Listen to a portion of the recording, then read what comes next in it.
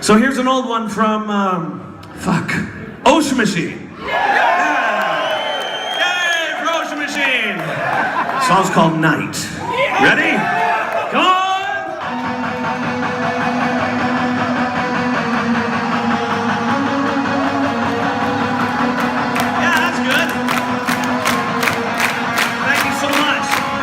Hey everyone, I'm Devin Townsend, and I am here in, where are we? Hamburg? Well, I'm here in Hamburg, Germany, and I am talking to the guys at Kemper, and sort of give you an overview of where I'm at gear-wise right now. I've been on this quest to figure out how to merge my idea for guitar sounds, which has always been two independent sounds. And I've been doing that for years. Starting way back with my old Roland GP100, PV5150. Then there was ground loop problems. Then I moved to a dual rectifier with a clean boost and the GP100, and then trying to figure out how to only affect the Roland and turn off and it's just constant problems. So I worked direct fully with Fractal Axe Effects for 3 years, and I have a very close relationship with them, and I think they make a fantastic product. And Matt from Fractal took a year and modeled my GP100, and he nailed it. This is my effect sound that I've been using for years, and it still comes down to, okay, well, I want to use my old sound where I've got a dry signal and a clean signal, and then a dry and dry heavy and a clean dry signal. And trying to find ways to do that. I had for a while there used the Axe Effects with my Mesa amps back in North America, and I went into the studio with a Kemper and an Axe Effects in December, and was given the opportunity to profile my amplifiers. And it was a lot of fun until I found out that I'm actually terrible at miking up amplifiers, and the sounds that I got were like really bad.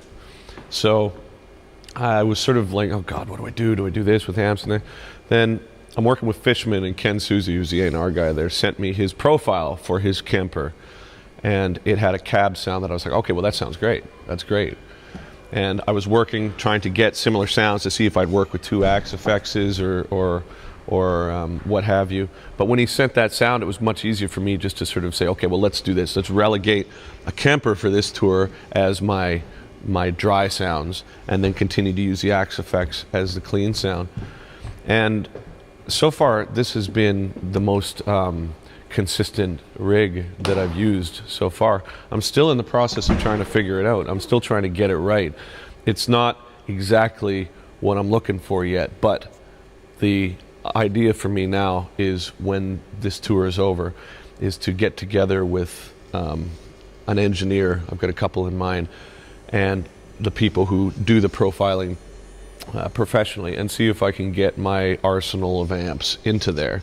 And then between these two units, I should have a real consistent way for me to bring my sound wherever I'm going to go.